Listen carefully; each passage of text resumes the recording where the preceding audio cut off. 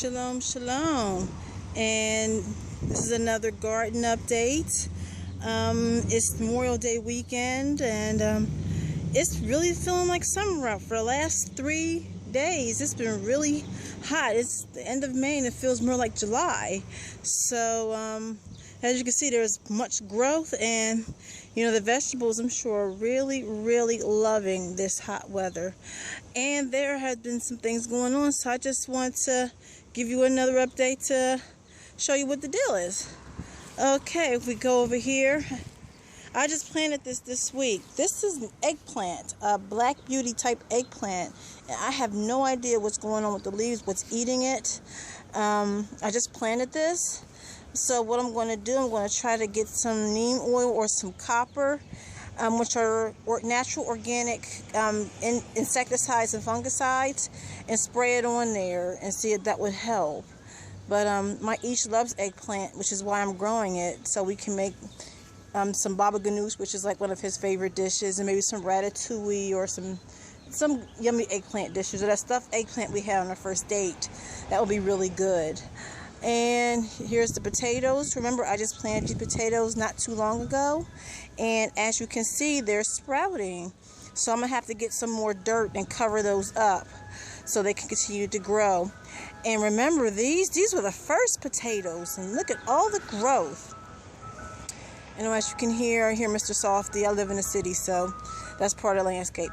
Anywho, I see these potatoes here, and you see I covered it up all the way, and now all it's going to do underneath all that dirt is continue to grow, and that's where the potatoes are going to come from. Once these plants die back, then that's an indicator that the potatoes are ready to harvest. So all I have to do is keep it watered and keep it fed, and I should have some really good potatoes when it's time to harvest. And here's the green beans. Wow, wow, wow, wow. Look at that. Look at these plants. And remember, there's a rosemary plant in the middle, and the beans sort of kind of took over, so you really have to look for the rosemary. See if I can find it. Rosemary plant's in there somewhere. See, oh, there it is. See that? I figured it was in there somewhere. So the beans have really overgrown. I mean, not really overgrown, but they have grown so much that it's taken over the rosemary, which used to be taller than the beans itself. So this is a really good sign, and the plants look really healthy. So I'm really looking forward to the beans very soon. I'm just trying to check whether I actually saw a small bean and that was just a leaf. So I'm really, really, really looking forward to those beans. And look at the peas. Look at the peas. Look at the little tendrils. And the plants are getting taller. And I'm looking forward to seeing some of the little blossoms, which eventually become your pea pods. And as I mentioned before, fresh peas straight out the garden. Absolutely delicious. They're really nice and sweet, and they sort of pop in your mouth. They have like this crispness to it that you can't get it from either a can or even the frozen peas that you buy in the store. I mean, the frozen peas that you buy in the store, provided of course they're organic, which I'm in favor of. They're good and all, but fresh. And the thing is, right, with those peas, they do pick them at the peak of freshness at the time of harvest, so they are fresh at the time they're being picked. But just to have them straight out of your own garden, you can't get any better than that. And I always look forward to getting peas and just eating them. We're going to eat some of these peas. We're going to freeze some, and it's going to be awesome. And remember these? Remember these two? These were the two little tomato plants that were under the bottles. And look at how they're growing. Little seedlings there. This one here is the true Brandywine. And the leaves sort of kind of look like a potato. They're known as potato leaf varieties, and that's what that is. So that's the true black Brandywine. I am so looking forward to that. And then here's the Granny Cantrells, which again is the heirloom from Kentucky, and that's something I also am looking forward to, and they look really, really good. Putting them in the bottle, letting the seeds germinate, and this is what you have. So it's possible, even if you don't have room to germinate seeds, you can just do them right here. Next year I'm going to try to do the German, start my seedlings. I think I have a place to do it, but this is good. And they may come in late, but that's okay. I expect to harvest tomatoes between August through October, so it's all good. And right here is the Mr. Stripey plant.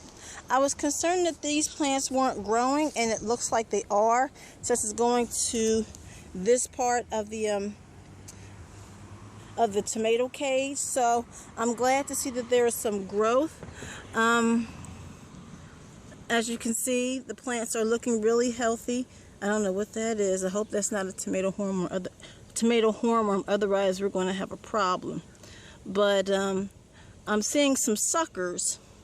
Okay, and suckers are like little plants that grow inside, like little in between other branches. It's like a little armpit hair that sticks out. And here's a sucker right here. See that right there? That's a sucker. So what I want to do is get rid of that, because what happens with suckers, if there are too many suckers on a tomato plant, all the energy and the growth is going to go towards the leaves and not towards the fruit. And the whole idea of planting these is to get the fruit. So I'm going to have to come back and pinch off all the suckers on that one. And here is the pink brandywine. This one too is growing, and it's looking really, really good. And I'm starting to see little blossoms, at least the little buds, like right over there. I can see the little buds and stuff, and they're coming. And with those buds come your tomatoes. And then over here is the Cherokee Purple. And this one again, this is the wonderful purple black tomato. It's looking really good. Also, as protection, with all three of these tomatoes in the cages, I planted onions. You can see one onion right there. I planted one in the back right there, and I planted one on the side right there. And then I also planted some basil. So think about it, tomatoes, onions, and basil, they taste good together and they grow well together. And right here are the Rutgers plants. These are the ones that eventually I would like to can these, and these are the ones that I'm going to put on my each tomato sandwiches. Well, just the sandwiches in general, because he loves tomato on his sandwiches, you know, for his lunch. So I'm looking forward to these. And if you see right here, we have a blossom coming out. Yay! That's good things. Blossoms mean tomatoes, and these are growing as well. I'm glad to see that. And as you can see, I also have some basil too. I have a basil plant right there. Sorry about that, it's kind of bright with the sun. I have one right there, and then I have onions right there. So I am really glad to see that. And then as we proceed, look at the corn. Corn, lovely corn. And definitely looking forward to that. I'm gonna come around here because I see my shadow there. Want to make sure that we get a good look at the corn. Okay, and that's growing very nicely. I'm debating whether or not to plant beans behind it, because it's almost sort of kind of like a Three Sisters, but it's two. The Three Sisters, if you have never heard of it, is a concept by the Native Americans where they would plant corn, beans, and squash together. The corn acts as a stalk for the beans to climb up, and then the squash acts as a weed cover, because corn does not tolerate weeds easily. So that's the corn, and it's looking really good. And I saw a little message on it, so I better hurry up and get this done. And then over here are the peppers. These are the jalapenos and the two green bell peppers. I'm looking forward to those. And then right here are onions. And the onions are looking really good. And I took a little of the little tops off for spring onions and used that in cooking the other day. And it's really good. You don't have to pay for it. And, you know, fresh. You can't get any fresher than that. Over here is my little herb bed, the thyme and the sage. Looking forward to that. And lastly but not definitely not least, is over here. See the cabbage. It's looking really good. I'm looking forward to that. Here are my herbs, the rosemary and the oregano. It doesn't seem like much is going on here, so I might have to repot these. That's alright. I love doing this, so it's not a big thing. And then right here are the radishes. And if you can see, there's little bulbs there. You see that right there? That means there's a radish, so it's coming up. Oh, and I forgot to show you one more thing.